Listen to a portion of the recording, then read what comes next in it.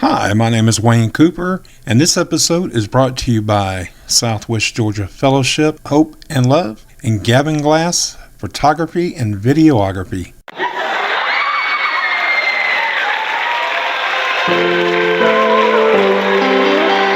Coming to you from Southwest Georgia Fellowship, Hope and Love Studios in Leesburg, Georgia, it's The War Within.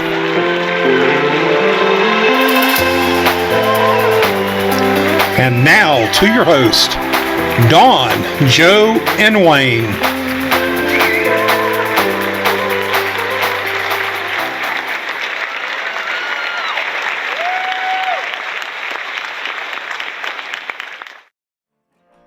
If you're struggling with thoughts of suicide, there is hope and there is help. You matter. The National Suicide Prevention Lifeline is available 24 hours a day, 7 days a week. The calls are free and confidential. Call 1-800-273-TALK. That's 1-800-273-8255. You are not alone.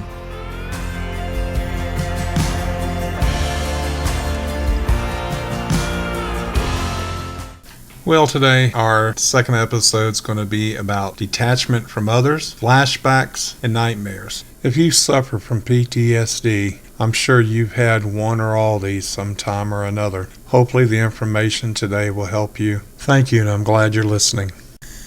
You know, we all have bad dreams, but if you have PTSD, you may be plagued with nightmare-filled evenings more often than you can count on. If you suffer from PTSD, you may often re-experience the trauma that you endured. This may occur during the day or night. Nightmare memories often manifest as distressing dreams or nightmares in which the event is relived. Additionally, intrusive daytime memories called flashbacks may occur. You will likely notice that you have an increased arousal, meaning that you are more reactive to your environment. This may be associated with significant anxiety. These symptoms may lead to difficulties falling or staying asleep, which is, a characteristic of insomnia. It is estimated that nightmares occur in 5% of all people. In a study of Vietnam combat veterans, 52% report nightmares that occur on a fairly often basis. When someone has experienced symptoms characteristics of PTSD, 71 to 96% have nightmares. This prevalence seems to be much higher among those with coexisting anxiety or panic disorder. These nightmares may occur multiple times per week and be more distressing, disruptive to sleep of the affected person and others in the household. The disorder itself seems to result from a gene-environment interaction. Some research suggests that genetics factors affecting the transport of serotonin, a chemical in the brain that transmits signals, may play a role. Serotonin, in addition, has important effects in modulating your emotions. The nightmares and flashbacks associated with PTSD are often accompanied by increasing anxiety and often panic attacks. The type of counseling called cognitive behavior therapy, or CBT, has been known to be most effective for treating nightmares associated with PTSD. The treatment can help you to understand and change the thoughts about the trauma that your programmed response to them. There are multiple styles of CBT available, including cognitive processing therapy, CPT. CBT can help train to replace these negative thoughts with more accurate and less distressing thoughts. It may aid you in coping with feelings of anger, guilt, and fear associated with the prior trauma. A therapist can help you to process the event, learn not to blame yourself, and discover that the incident was not your fault. With exposure therapy, you will learn to have less fear about your memories. Any associated thoughts, feelings, or situations that remind you of the trauma will become less distressing. By thinking about the trauma in a controlled, safe environment, you will gradually be less stressed or anxious about the event. This is accomplished in part through desensitization. That's a long word. This helps you to address the upsetting thoughts and defuse the bad memories by dealing with them incrementally. In some cases, an intervention called flooding is used to deal with a lot of bad memories at once. In addition to relaxation techniques such as breathing or progressive muscle relaxation can be integrated to help relieve anxiety when reviewing a stressful memory. Have any of you ever heard of eye movement desensitization and reprocessing? This therapy helps you to change how you react to traumatic memories while thinking or talking about these recollections. You focus your mind on other stimuli. These may include eye movements, hand taps, or even repetitive sounds. The therapist may wave his hand in front of you, and you simply follow the movements with your eyes. This seems to be helpful, but it's unclear if discussing the trauma by itself enough or if the movements are an essential part of the treatment. Beyond these therapies, medications also may have a role in treating PTSD symptoms.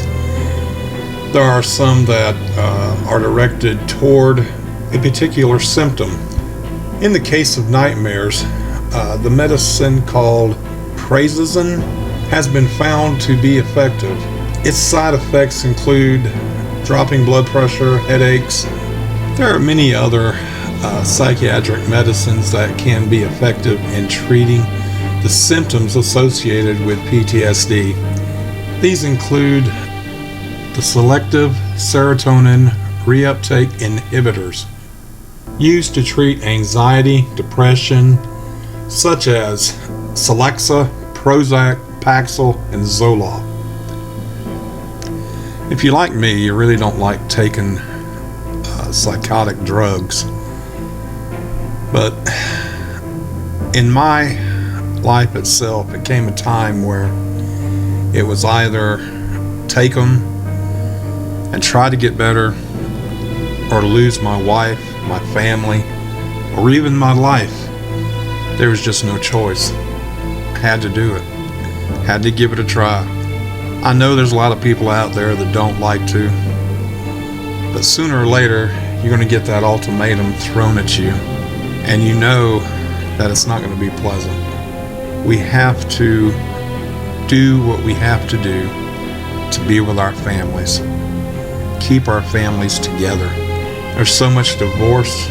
Lord, I know, because I've been divorced twice. Not very proud of it.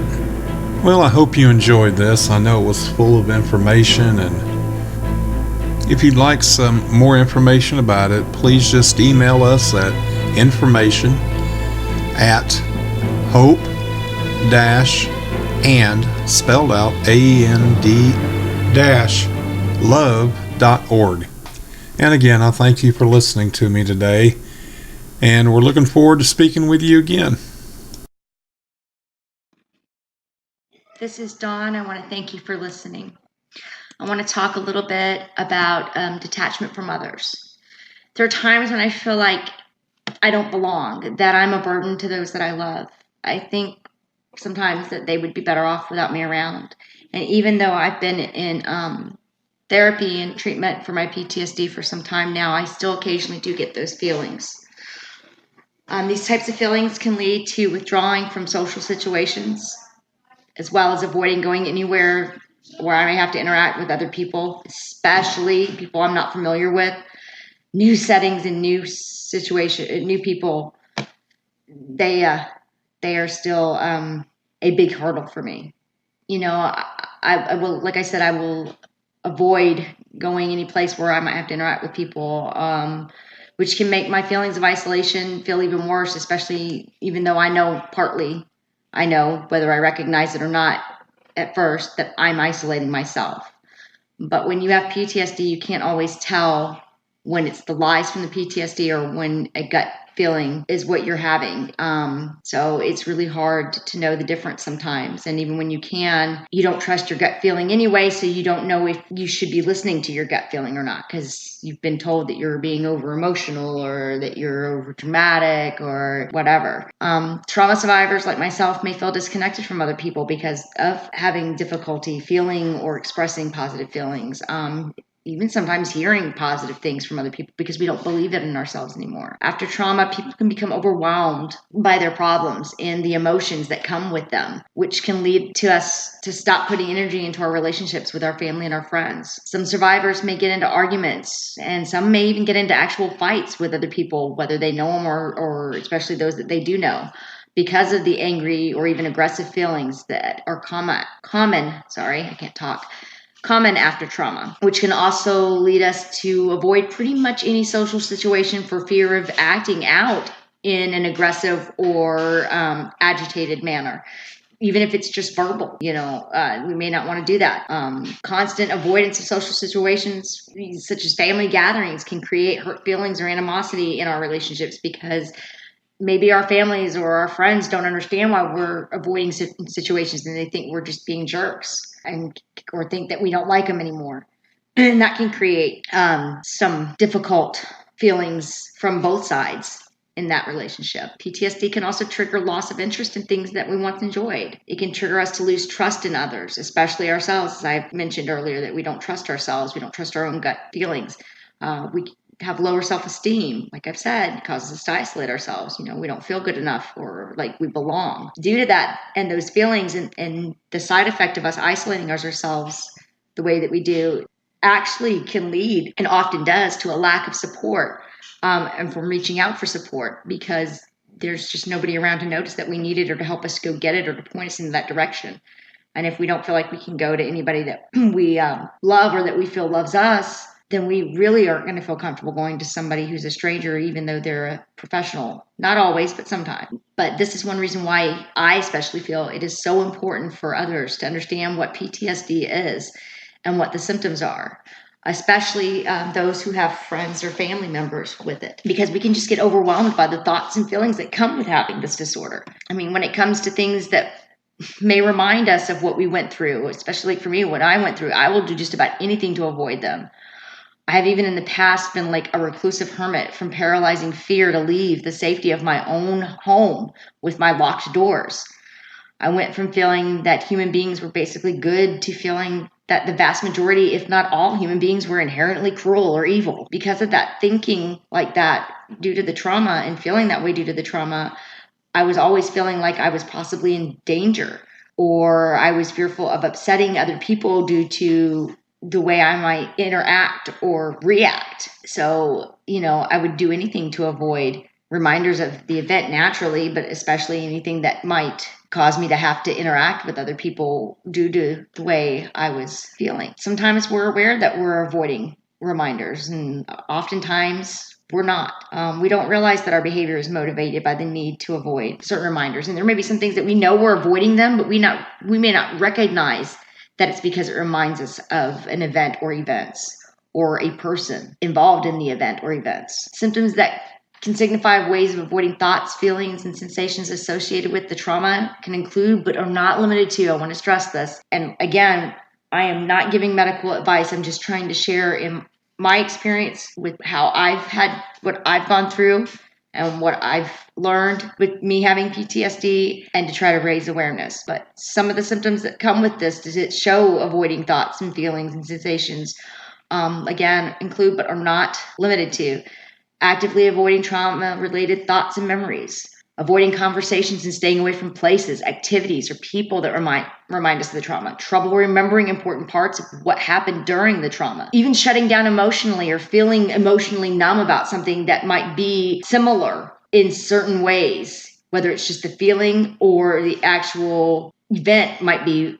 somehow similar. We can shut down emotionally and we can feel emotionally numb about those things, or in general about anything, because that might be the only way that we feel like we could protect ourselves, is to shut down like that. We could have trouble feeling like that we can be loved or that we are able to love. We might have difficulty feeling with the strong emotions that come with this, or any strong emotion, even the good ones. Finding that things around me might seem strange or unreal. That's another one that can happen for people like us.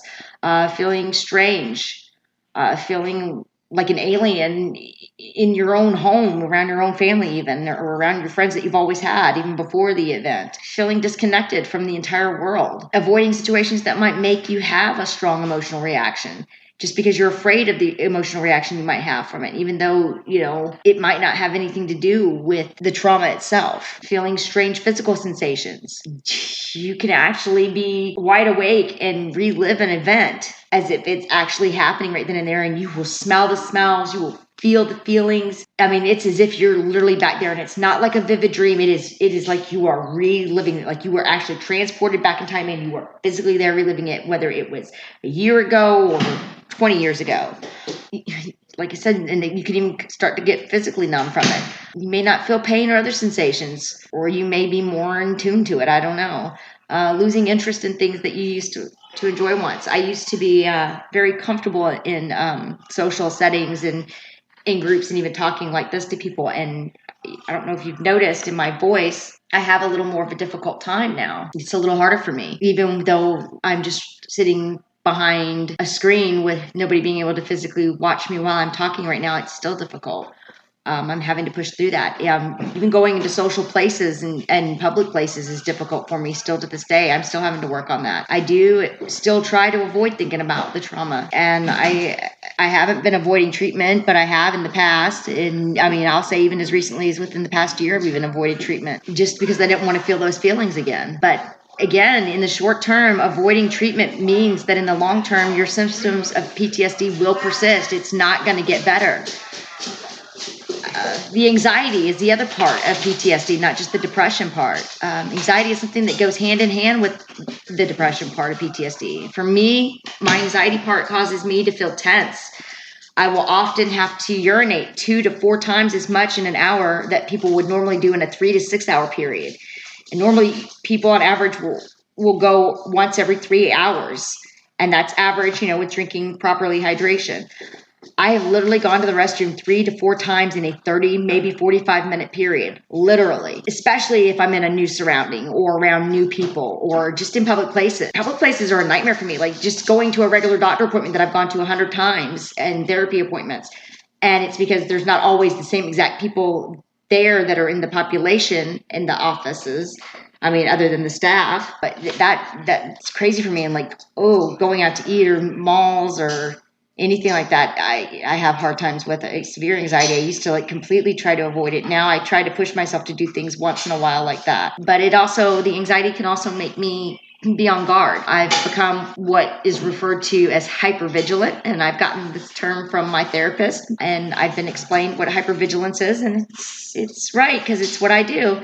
I get super aware of my surroundings, and I'm constantly checking and rechecking the doors, that they're locked and closed, the windows, the alarm system, checking in on my family to ensure that they're safe and okay and everybody's accounted for. According to the ADAA, which is Anxiety and Depression of America, most people who experience traumatic events recover from them.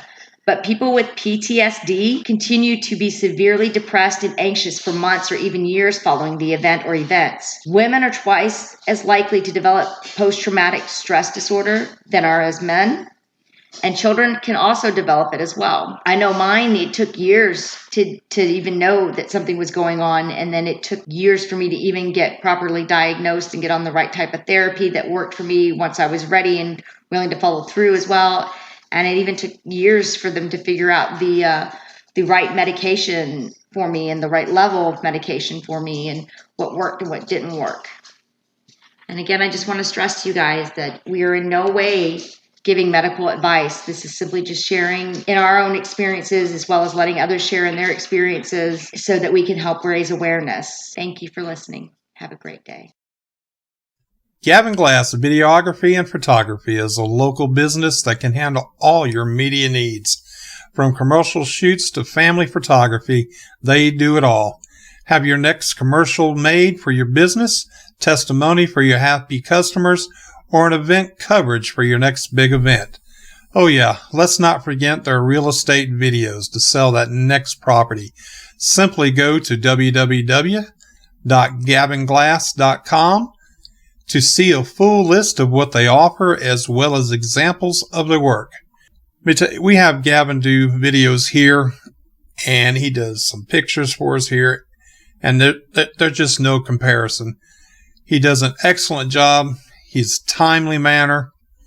Give him a call. You won't be disappointed. Joe is out today. He's not feeling well, and hopefully he'll be back next week to talk about flashbacks. Until then, here is Dawn and I's conversation over detachment and nightmares. Thank you. Just have a little discussion about today's episode. My nightmares, they come in all different forms. Yeah. I mean, they come from like the real vivid ones to the regular nightmare, but it just seems to be a little bit more impact on it. More intense. Because it's just a little bit more. The guy I went to see about them gave me a couple little things to try and keep my mind off of things later in the evenings, to try and redirect your thoughts. Redirect my thoughts and everything. And of course, everybody has a medication for everything.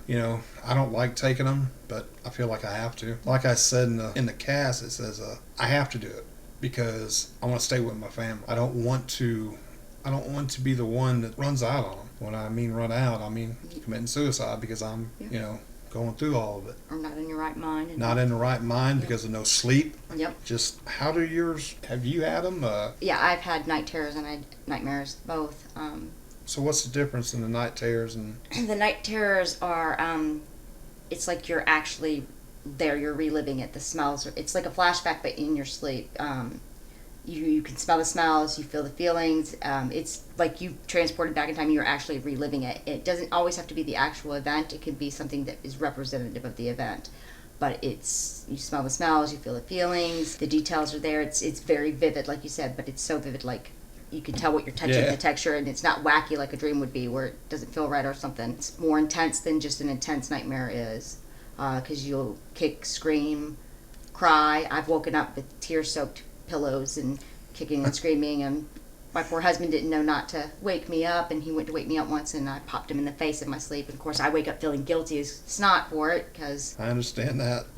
Here recently, as a matter of fact, I had a nightmare. I call it a nightmare because, strangely enough, I was talking to my mother, and she's been dead for 2013, 6 years. She's been dead. And I apparently woke my wife up asking her, "Where's my mother? Have you seen my mother?" And she knew I wasn't awake, so all she could try and do was to try and get me to lay back down and not concentrate on it. you were walking in your sleep and everything. Oh yes, I was there walking. Apparently I was walking around looking for her. That's hard to grasp, knowing that this kind of stuff has that much of a grip on a person. It's been an experience, to say the least. Yeah, I've sleptwalked before, but I don't think I've done it since I was a kid. I've done it as an adult. Nobody's been around to notice. Well, that's all right. Because they're either too passed out asleep themselves or deployed or something. And I've insomnia. It's crazy. Oh, yeah. You're worried about going to sleep because of the night terrors and the nightmares, and wound up doing more harm to yourself because you didn't go to sleep and take the nightmare. Or even when you are tired and try to go to sleep, your mind won't shut off and let you sleep, and your body's so anxious you're having to get up to go to the bathroom 500 times that you can't go to sleep because you're having to get up 500 times. I am not wanting to keep my wife awake because she works during the day. Mm-hmm. And me being disabled, I got all the time in the world, so I get up and go into the living room and sit in my recliner, and usually wind up falling asleep there. But so far this week, 2 nights this week, I have not slept at all. And Insomnia with those lack of sleep can cause Yep. delusional Yep. thoughts. And yep, and I don't go see my doctor. Oh, wait a minute, next Tuesday. I just saw my doctor this past Tuesday. They upped my meds because I was having anger issues. People cutting me off were starting to make me mad. I was starting to cuss them out and race after them like I was going to beat the snot out of them. And that's not like me. I haven't done normally. that yet. That's just not like me. Now, normally, for me to get that angry, it would have to have been somebody like physically threatening me, or like my kid or my husband or some innocent person. But just cutting me off or flipping me the bird in traffic usually didn't make me that mad. I'd be like, whatever, bugger off. But no, Yeah. I was getting ticked. My wife is the one with road rage. And I know she has PTSD, but she will not admit it for nothing. Everybody's got to wait till they're ready to do it. I know. Even though we're doing all this stuff, and she sees all the research that we're doing, and she won't. She's not ready.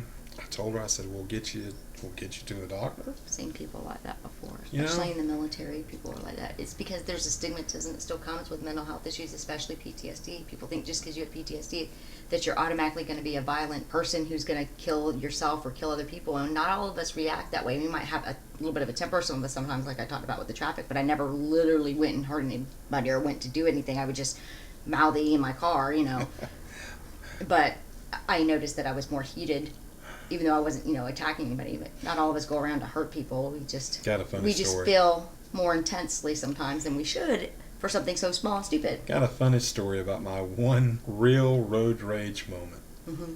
And it's really hilarious to me. This guy kept swerving in and out, and Especially if you don't use your blinkers You and know, cut I- people I- off. I- It irritates me. I smarted off at him. Mm-hmm. And boy, he was on it like he was coming. Windows roll down, they can hear you and everything. He was Yeah. coming after me. He was bound and determined he was going to stop me and There was a humble road me. rage incident when I first You know, got moved down here, and guy got killed over it. That And- wasn't even a part of the road rage. He was trying to break up the fight between the two road rage drivers. but he failed to look in the back seat. And see your child. Was my 2 6-foot-plus men, my boys. Oh, you're a grown boys. Yeah. Ooh.